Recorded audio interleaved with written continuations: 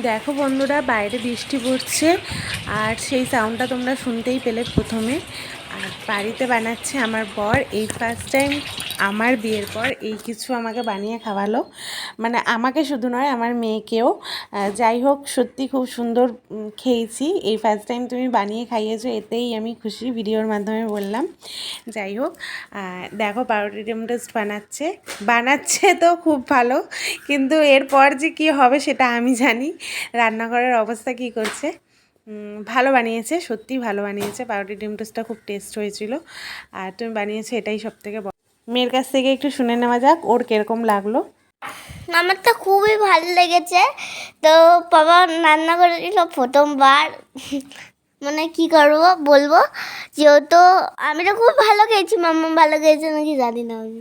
হ্যাঁ, মামাও ভালো খেয়েছে। চলো টাটা, বাই বাই, দেখা হচ্ছে পরে।